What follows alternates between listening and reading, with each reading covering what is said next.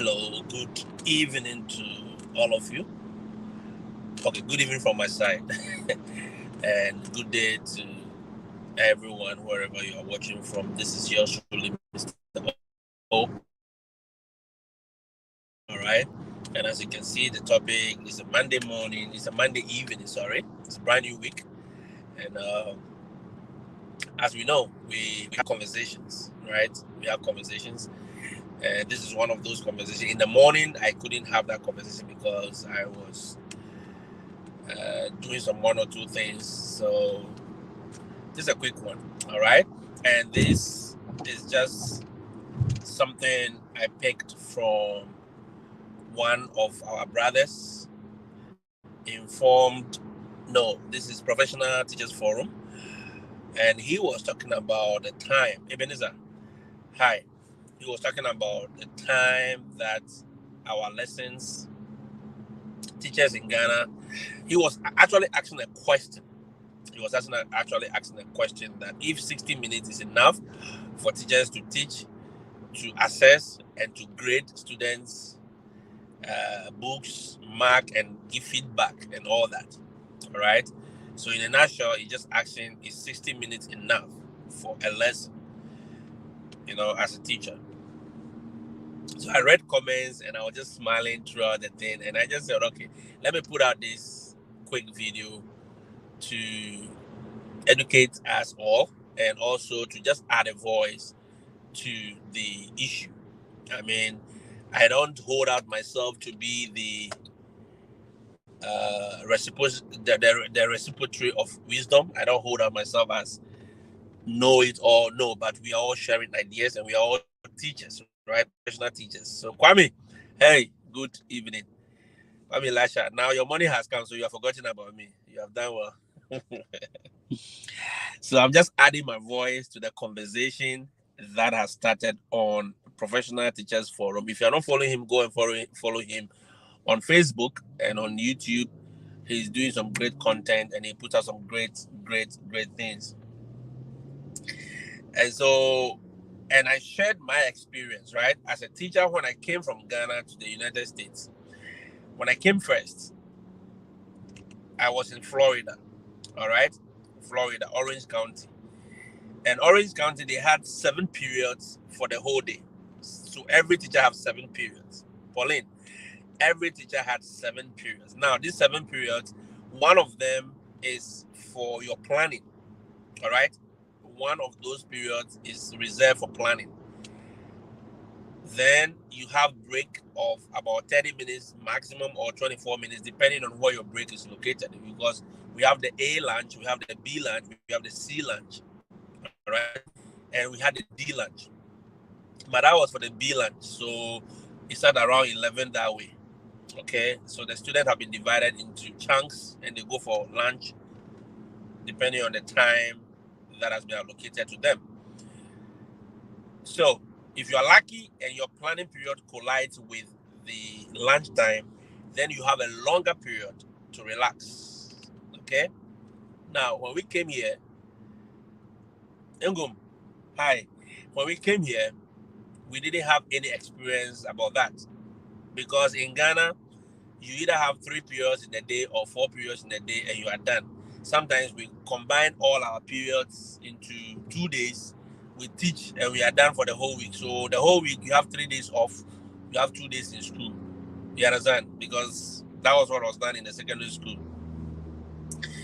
But when I came here, it is back to back. You have to teach from bell to bell. We have what we call bell to bell instruction. Bell to bell instruction. Oh yes, Kwame Elijah says I have 8 classes a day. 8 classes a day.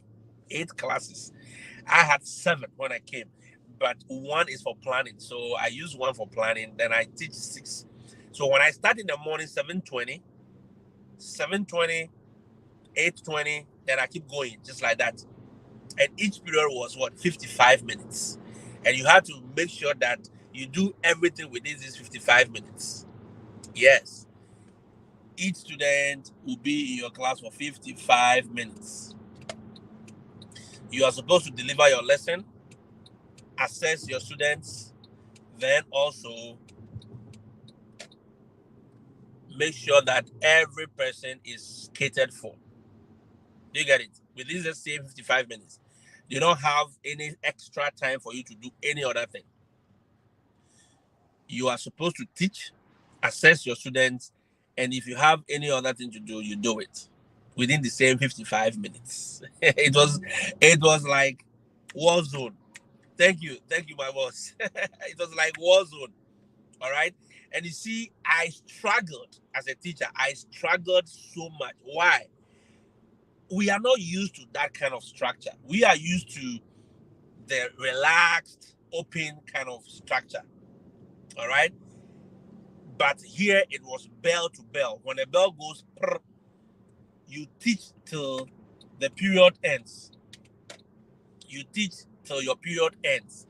And as soon as the period ends, the new students or the next class is coming in, then the next class will come, the next class will come. So if you don't have time to breathe, it's like you have to just, it's in a cascading form. It folds in by itself. You understand? There is no time for any jogging or anything. No. Yeah, and you see, amazing thing is you have to also stand at the door and welcome your students into your class. Yes, your class must be inviting. You must smile and welcome these children to the class every day. So as soon as these ones are leaving, just go and stand at the door and start welcoming.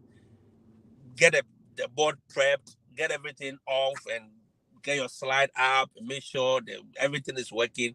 You go and stand at the door, waiting for the next batch of students to come in. And mind you, in the US, it is the students that go to the teacher. The teachers don't go to the students. Like they go, like how we do it in the university. You move from lecture hall to lecture hall. You, the teacher, you are stationed. You have just one class. And so you are there and they will come to you. So this one goes, the next batch comes, this one goes, and it's like that, back to back. Look, by the time you finish your fifth or your fourth period, you are exhausted. Yes, you are exhausted. And this is not too large a class, mind you, 18 maximum. Okay, for me, I had a maximum of 20, 22. Some of the periods I had about even 10 students. So it balances off. So some periods are more, some of them you have a small number to deal with. All right. And in all these students, you have the slow learners, you have the fast learners, you have the average, the above average, you have those on the spectrum. Look, it is a mix of everything. Yes, it is a mix of everything. There's nothing like if you are you have a hearing problem, go to a hearing school or school for the deaf. No, they all sit in your class. So those with ear problem, those with cognitive problems, those with physically challenged, anything, everyone is part of that class. And you must make sure your lessons are differentiated to cater for everybody. You don't have the luxury of time to say, oh, I am only teaching these students and these ones are being lost. No. There are students that were in my class. That is a high school. Mind you, it was a high school and I was teaching mathematics. And the math I was teaching was Algebra 2. Algebra 2 is just like a mixture of core math and elective math. It is more of elective math, but the topics were not of higher level. Here, they don't mix calculus with the elective math here. It is standalone. The calculus is standalone, but every other thing is mixed up with that Algebra 2. Okay? And there were students in that class that were supposed to be high school students that were operating at grade 5, that were operating at grade 6, that were operating at grade 8. What do I mean by that? That student's cognitive ability is actually at this particular grade level, and they are supposed to be operating at that particular grade level. You understand? So I'm teaching grade 12 students, and he's in the grade 12 class, but in reality, all the things you are saying, he or she doesn't understand. His mind is actually working at grade 6. So you, as a teacher, have to identify that student and cater for their need. Yes. And make sure your lessons satisfy everybody. So the kind of exercises I give, the kind of classwork I give must be differentiated. You understand? You have to create stations. I didn't know what stations were. I didn't even know anything about small groupings. I didn't know anything because in Ghana we were not doing those things. You had 140 students in your class. How are you going to do small grouping? Sometimes some of the students might face the other side of the board. They don't have to even be part of the main lesson that you are delivering. They will face there and be doing their own thing. So whilst everybody is operating at maybe one level of equation, they are solving one level equations, they will be solving maybe how to move maybe just a single variable of equations. You understand? Single variable equations. X plus 4 equals to 6. Solve for X. Whilst everybody is solving for maybe 2x squared plus 6x plus 3, they are here. And your lessons and everything, assessments you give them must match up. So think about it. So it's not like that 55 minutes, you have it to yourself, to the whole world. No. 55 minutes, all these things must be done. And you must be careful. One student, two students, they don't go reporting you that, Mr. O doesn't mind us. And if I ask a question, I don't understand his lessons. No. That means that student is not being satisfied. And you know the ones that do that more, they are the ones that have learning disabilities. They are the first to complain. Any type of learning disability you can think about, you can go and check Google. There are so many learning disabilities. They are the ones that are quick to complain, and their parents are the helicopter parents. They are hovering around. The moment they hear pump, they are landing on your roof. Yes. And they will make your life hell, living hell for you. So you try your best to make sure that they are all catered for. In Ghana, I wasn't differentiating my lessons. In Ghana, I wasn't catering for everybody. We were doing wholesale teaching. We were doing, as much as we try to differentiate, you realize that the number is too huge for you to differentiate. So you will give them all. Yes, you try to pay attention to everybody, but you give the same assessment to all of them. And it was free for all. But here, no. It must be differentiated, and they will check if you are doing it. You understand? So that 55 minutes is not for you to play at all. Bell to bell, you are on your toe. Now, the trick that I never knew, one of the tricks that I didn't know was talk less. Change the focus from you, the teacher, to the students. I didn't know, because in Africa, in Ghana, most of the time, it is the teacher who is deemed the reciprocity or the deposit of all wisdom. So you come there, you stand, hey, shut up, keep quiet, hey, say. Then everybody listens to you. You are the boss. You are the boss. Boss Ukina. No one talks. So when the teacher meets, when Mr. Charles Akwesi entered the class, no, everybody is quiet. When Miss Letitia enters the class, no, everybody should keep quiet. Because you have the king. You see, that was our tactics. The students saw us as mini gods. We saw ourselves as mini gods. And we held ourselves as such, as if we are mini gods. So nobody talks. The students don't have the opportunity to even ask questions. When we were going to school, we were scared to even ask questions. Oh, yes. Yeah, you are managing. Elisha says you are not only teacher, you are managing everything. Yes. You see? So at the end of the day, you are like a mini god to those students. No one can ask you anything. No one can talk to you. No one dares to even question how you are teaching.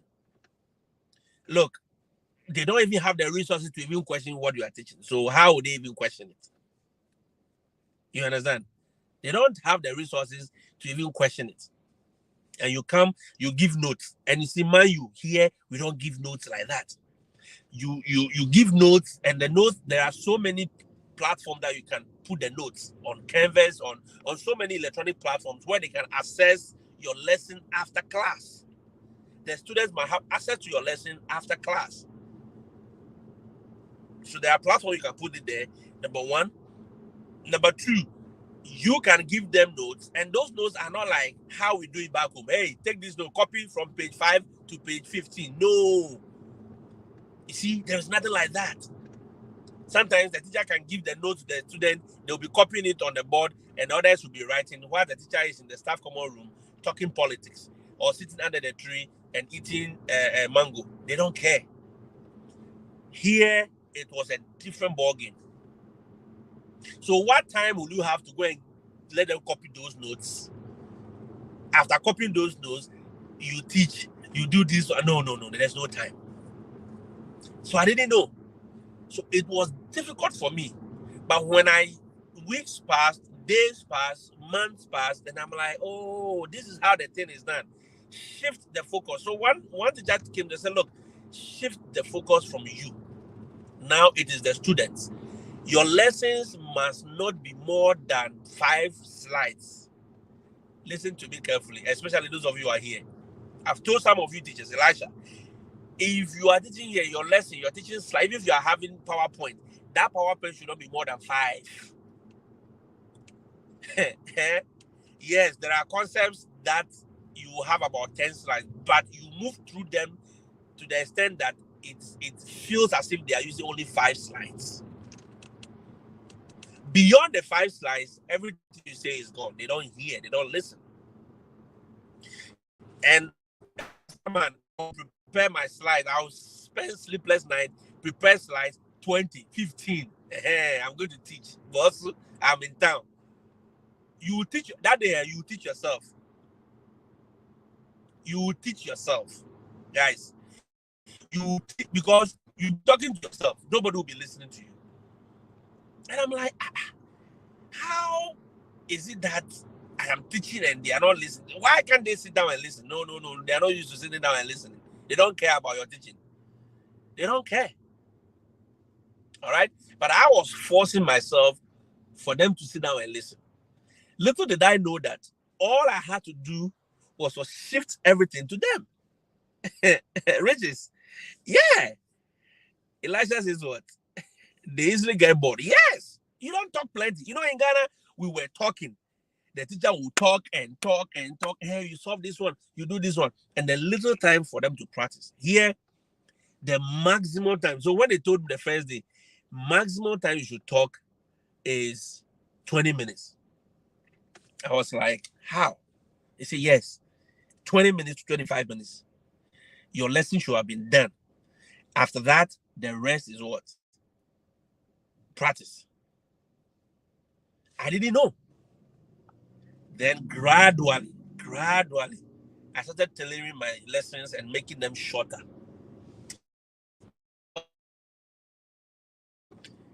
It was amazing. It was amazing, guys. I could deliver concepts in less than 25 minutes, 20 minutes, 50 minutes. In fact, the woman started with me for 15 minutes. Said, look, make sure your lessons are 15 minutes. I said, no, I can't do it. He said, I can't do it. Kenny, I said, I can't do it. He said, okay, then make sure it's 20 minutes. Then I said, I'll try. Oh, when I started, it was still going beyond 20 minutes. He said, no. The moment you cross that 15 minutes mark, they are winding down. And the moment you enter the 25, 20 minutes, oh, you are gone. You've lost them. And I said, really? Then gradually, I was able. Look, as at now, I've crafted my lesson notes, my teaching notes, 3 slides, 4 slides. I can do even 2 slides lesson notes. Simple. And I deliver the keynote. It's like keynote address. Deliver the keynote to them. Forget about the rest. Yes, deliver the keynote to them. Get them to practice more. Solve more questions. So the whole idea is I do, we do, you do. Right? So when I'm teaching, I solved some of the examples, at least 1 or 2, for them to see how it is done. Then we all do it. I put the question there, we all practice in the class. Then we see how it is done with my guide as a teacher. Then the next stage is that you give them classwork and for them to do it by themselves. then all you have to do is supervision, going around, checking. You should have assessment tools that you use for checking understanding. So one of the somebody commented on the Professional Teachers Forum page that, and I asked them, how do you check for understanding? How do you check for understanding? How do you know that a student understood what you have taught? All right? All those assessment tools that you are going to use, that is what will help you. That is what will be your savior. I didn't know. And I will bring plenty questions. I will bring like 5 questions. And the woman said, no. You are doing too much. 5 questions? No. You lost them. All that you have to do is give them at least 3 questions. I said, huh? He said, yes. How many concepts are you delivering in a day? I said, 1. He said, yes. So once you are doing 1 concept, give them about 3 questions to test their understanding of the whole thing. And I said, really? I didn't know. Back home, we'll give about 6, 8 questions, sometimes 10. Hey, to know that, you are the boss, you are the teacher, you are assessing to them. No. You don't give children plenty. You don't give them plenty questions like that. I didn't know. So I could give them plenty questions. Hey, plenty. About 8 or 7 questions. Then they'll be there. They'll be confused. Then I will also be confused. Then we are all confused. Then the time before I say that the bell has rung. Oh, Mr. I will see you tomorrow. By the time you turn around that they are gone. Because they must hurry up to the next class, or else they'll be marked absent or they'll be marked tardy. Tardy means they are late to class.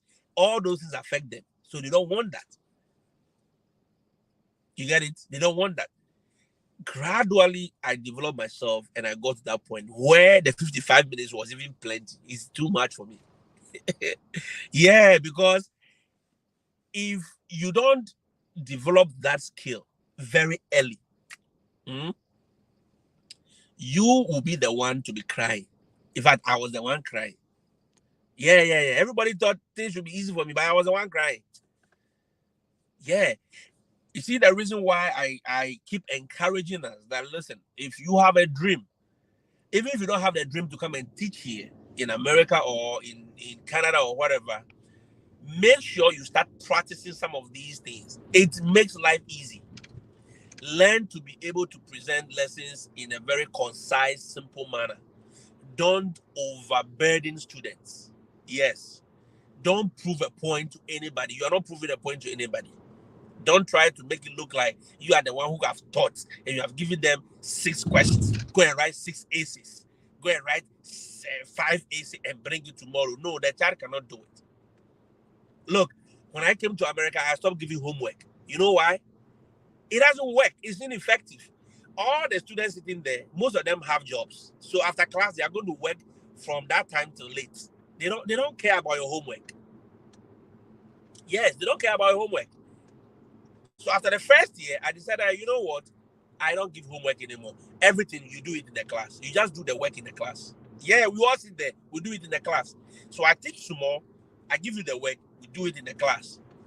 If you're not able to finish, I say, okay, don't worry. Tomorrow you continue.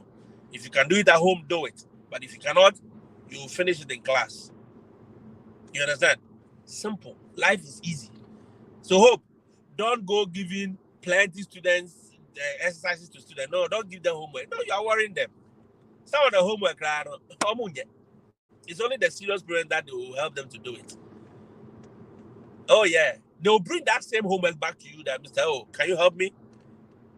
Yes, can you help me? Because Francis, I'm telling you, you gave the homework. I couldn't do it. My mom doesn't know how to do it. My dad doesn't know. There's nobody to help me. So can you help me do it? If you said no, you don't have time. Well, that's it. I'm not going to do it. It's funny, but that is the reality. That is the reality. Oh, Kenny, the best award scheme thing, it's forget. There's a lot of things wrong with it. You understand? There's a lot of things wrong with it. We'll talk about that at another time. Yeah. So if you start practicing this with your students now in Ghana, you see, your life will be better. You don't carry students' book to. No, me, I don't carry students' book home. When I was in Ghana, I don't carry books home. No. Why would I carry students' book home? You learn how to balance yourself, right? Not taking work home. In fact, the teachers they don't like it. It's not advisable for your mental health. So teachers will pile books. They say, hey, carry the book to my house. How? Then teachers will, after eating, they will sit down and mark and mark and mark and be marking. How? Brothers and sisters, it is not done. Try your best. Let us all learn not to engage in some of these non-professional behaviors. Let us learn to just keep things simple. Present your concept. Allow students time to practice. Those who have learning disabilities or those who are operating at different levels, you help them. You spend the rest of the time in the class helping them. All right? Create stations, create small groupings. Those who are on this particular equation. Okay, those who can solve it using graph, let me see. Those who can solve it, those who can solve complex equations, then you are dealing with them. So everyone is operating at different level. If you have to print the worksheet, simple, 3 questions, 2 questions, 3 questions, 2 questions. Hope, don't go carrying plenty. You go and write plenty questions, then you give it to your students. No. It shows nothing. All right, it shows nothing. You are only giving yourself work. You think you are giving them work, but you are only stressing yourself. Trust me.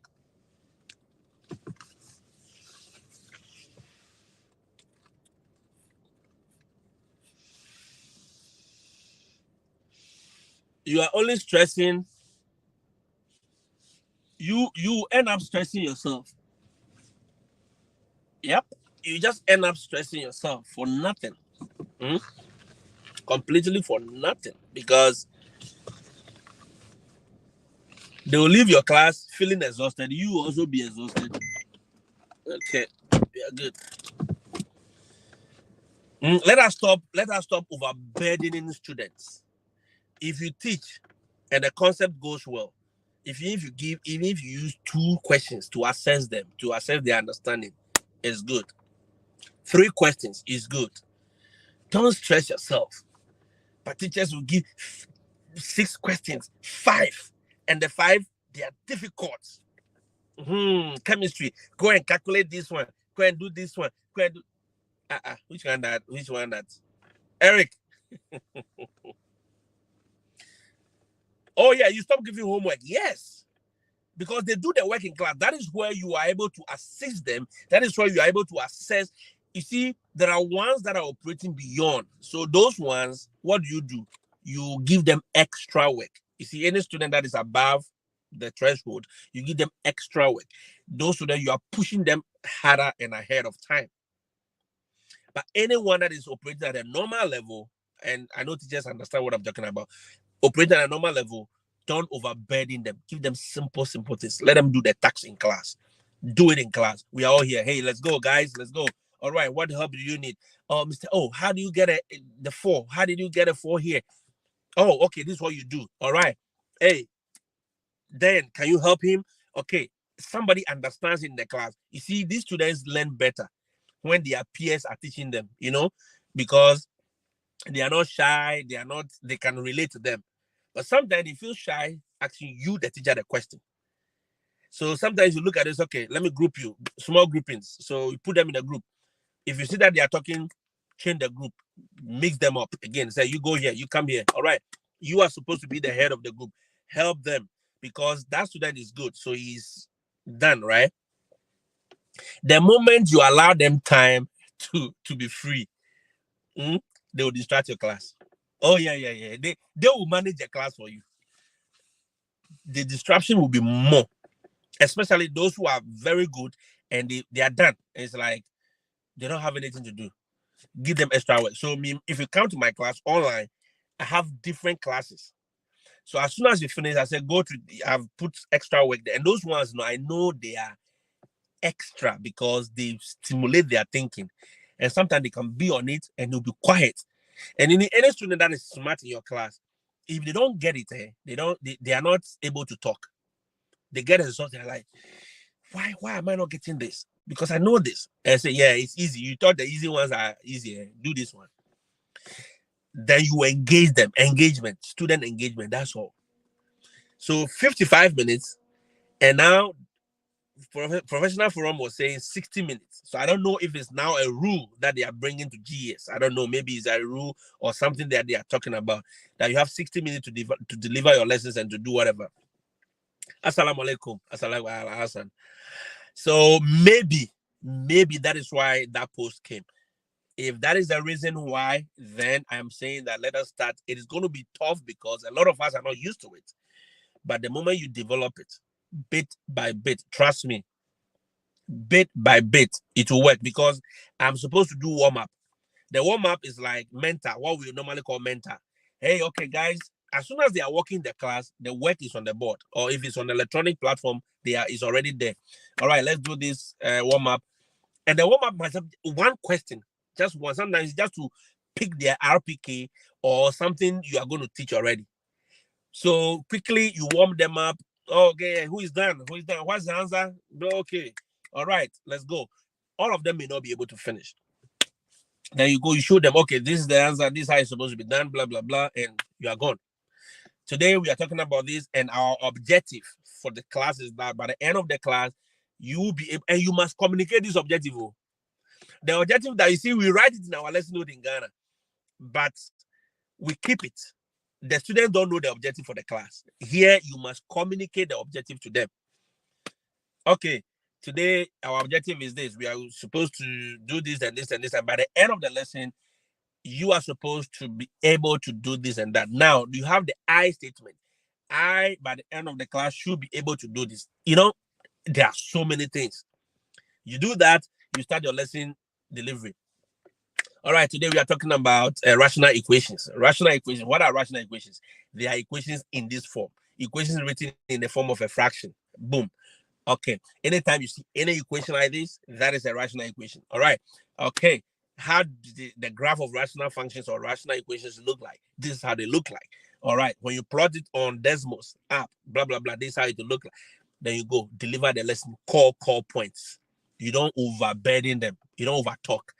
15 minutes maximum, you should be closing up. You should be closing up. So most of my students, they know me. They know that after 15 minutes, they say, Mr. Oh, you said 15 minutes. It's almost up. What are you doing, man? I said, just give me 5 minutes. Come on, 5 minutes. All right, 5 minutes, guys. Let's go. But at 20 minutes mark, there's work on Delta Math. There's work on Canvas. There's work here. All right, let's go. You are working. 2 of you are working here. 3 of you are working here. Now, the 2 of you here come to me. Then you create a station around the teacher's table. You are working on this worksheet because all that you taught, they are not part of your, in fact, they are not part of it because they are operating on a different level. Okay, you are working on this worksheet today, but then you are just working. You are just working. Look, by the time you realize you practice this for like a month, you realize that, oh, the time is even too much. You don't need to finish everything in one day. Ghana, we want to finish every topic that we start in a day. It is not possible. When I got there before, I realized it. That is why my lessons were looking like 13 slides, 15 slides. No. He said, you're not supposed to finish all the topics. They cannot absorb it. Their brains don't work like that. You know? They cannot absorb it. So give them in chunks, small. Like you see, you are feeding a baby. You fetch it small, then you give them small. By the time you finish, the baby has consumed a whole bowl of mango. That is how you do. But if you carry it and say, this mango must go, no. Sometimes you'll be chasing the baby. They will walk. So one small mango, you both will use about 1 hour to finish. Yes, that is how these students are. One topic you have to use, and mind you are working with a pacing guide, what we call pacing guide. Pacing guide is to tell you that this is how you move through the lessons. Unit 1, you must finish by next week. Unit 2, by 3rd or 5th of October, you must finish. Unit 3, by 15th of October, you must finish. Now, how do you finish? The lessons itself has been timed. They know that this lesson should take you 2 days. They know that this lesson should take you 4 days. They know that simultaneous equation should take you just a day. Algebraic functions, it should take you 1 day. Exponential functions, 2 days. So every lesson has been, because they know the key points you must deliver. So you do it and you go away. But you see, back home, we used to talk. We would talk and dance around the topic and play around it. Then 2 weeks has passed. Then we are still on the same topic. Yeah. Veronica, the system is so much that it benefits you, the teacher, if you want it to benefit you. But if you want to stress, it is up to you. Yeah. In my former school, I sleep and I wake up and go to school. Why? Because the systems have been set already. So I know my lessons, 2 slides, 3 slides, 2 slides, 3 slides, 2 slides, 3 slides. And even if it's more than 5, I know how to move through it within the same minute. I don't go beyond that 20 minutes. Yes. Because I know there are some things they are just supposed to see. So I say, okay, guys, see it.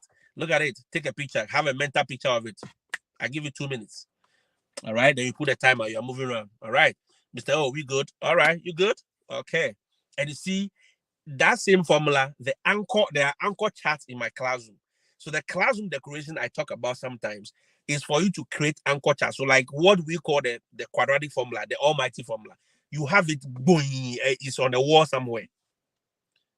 That child doesn't need to chew that thing in the head. No. Sometimes they'll be working, they have to look at it. Oh, okay, this formula. All right, I plug this one here, I plug this one. Okay, then we go. Then we are going. But you see, we expect the children to chew everything, Baba.